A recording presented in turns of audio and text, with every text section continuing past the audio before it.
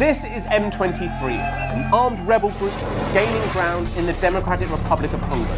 The rebel militia has captured the largest city in the east and is the major player in a coalition that wants to topple the government. The group says it's fighting to defend the right of the Tutsi ethnic group. The Congolese government says they're the puppet army of its neighbour and enemy Rwanda, sent to plunder the country's wealth. While some in the DRC are celebrating M23's victories, many are suffering, with millions displaced in recent years as they flee the fighting. We're going to tell you what's happening in the DRC, what's really driving the conflict between M23 and the Congolese army, and how the outcome of the war could have implications for millions of people across the region. This is M23 and the battle for the DRC explained. The M23 group received a hero's welcome from some of the residents of Goma after seizing the city, and they've promised to keep fighting. Having taken Goma, close to the Rwandan border, their soldiers are now heading south to the city of Bukavu. The group claim their ultimate goal is to take the capital of the DRC, Kinshasa, some 1,600 miles away. M23 isn't a new militia, and this is a region which has seen brutal fighting for decades. In fact, the scenes in Goma today are reminiscent of 13 years ago, when shortly after M23 were formed, they first took control of the city, forcing tens of thousands to flee. Back then, they only held Goma for 10 days before the Congolese army forced them out. But since 2022, they've been taking more and more land in the eastern DRC, gradually isolating the city before making their move to seize it last month. That military success came despite the fact their fighting force is only estimated to be a few thousand. This small rebel group not only took the largest eastern city in the DRC, but it's continuing to make ground. But how? Well, although they officially deny it, the government of Rwanda is reportedly providing M23 with money, weapons and training. And according to the United Nations, thousands of Rwandan troops are fighting alongside the rebels. Why would Rwanda help a rebel militia? Because their government and M23 are formed by people from the Tutsi ethnic group. In order to understand the fighting in the DRC today, we have to talk about the Tutsis and another group, the Hutus. And we need to talk about this map of Africa, which roughly shows the historic distribution of ethnic groups across the continent. Compare that to this, a map of how the continent had been carved up by European imperial powers by 1914.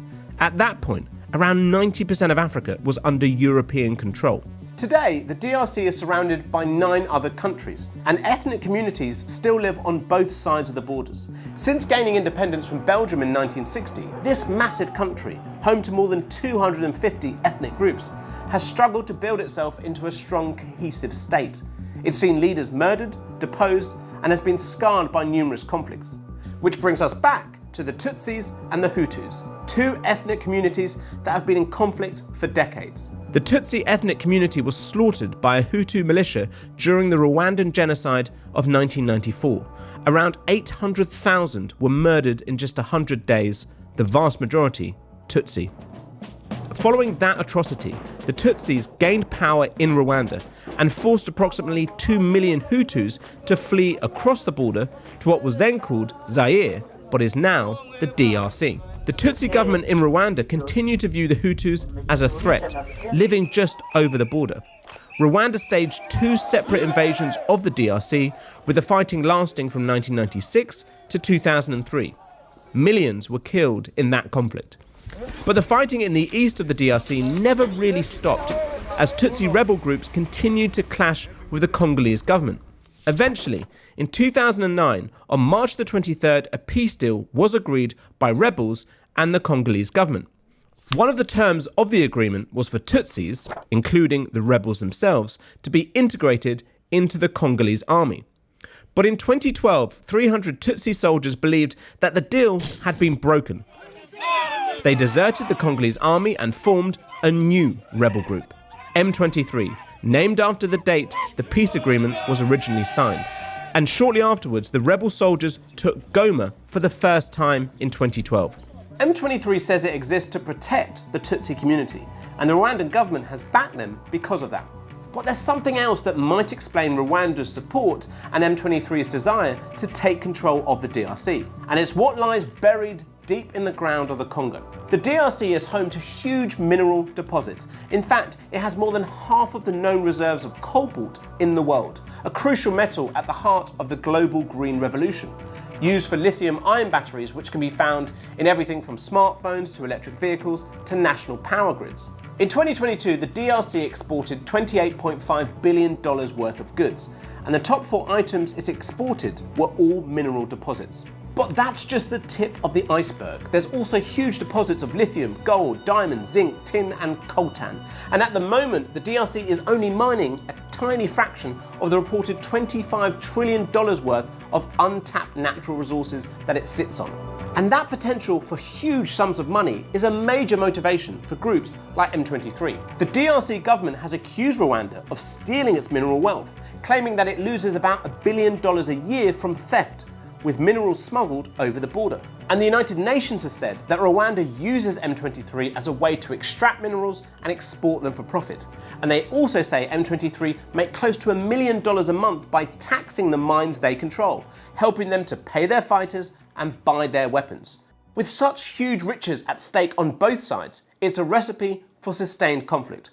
But what does this all mean for the people living in the east of the DRC? It means a life that's never been at peace. More than 6 million have been killed since the mid-1990s, and the same number have been forced from their homes in just the last 4 years. In Goma, the United Nations has said the recent M23 assault saw around 3,000 killed and a similar number injured, with M23 forces using heavy weaponry.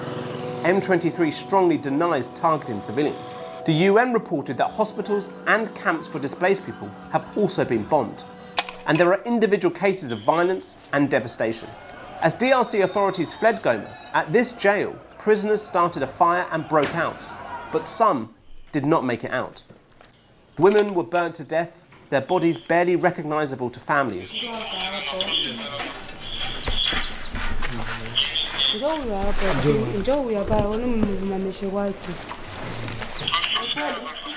More broadly, sexual violence is a weapon used by both sides in this conflict. The UN has received reports of women being raped by the Congolese army and its allies in the region. And M23 has long been accused of similar human rights violations, with Human Rights Watch stating that the group leaves behind a growing trail of war crimes. Both the Congolese government and M23 deny accusations of human rights abuses. So what happens next? In Goma, M23 has appointed an administration to govern the population. And they're now the most powerful group in a larger coalition of anti-government movements called the AFC, whose leader, Corneille Nangaa, says he wants to topple the Congolese government. That would mean ousting Congolese President Felix Tshisekedi, who's desperately trying to drum up diplomatic and military support from other African nations. The DRC is calling for sanctions against Rwanda, M23's most significant backer. The country receives a lot of foreign aid, and if the international community puts enough pressure on President Paul Kagame, it's possible M23 would have to pull back. But for now, with Rwanda still backing M23 and the DRC refusing to negotiate, calling direct talks with the rebels a red line, the fighting continues. Because nothing in the DRC is simple. The biggest, most expensive UN peacekeeping mission in history has failed to keep a lid on the fighting. And remember that as the violence continues, this country will more than ever need humanitarian assistance. Last year, $910 million was provided by the United States, and President Trump has just paused all foreign aid. As African leaders meet to discuss the conflict, the fear is that this could turn into a wider regional war, with the horrors of the 1990s repeated. Leaders both on the continent and further away can try and deter the fighting, but right now, ending this decades-old war is seen as practically impossible. If you have any more questions about this incredibly complicated conflict and region, please make sure you post your comments below. And if you want to get more context behind some of the biggest news stories currently dominating the headlines, make sure you subscribe for more videos.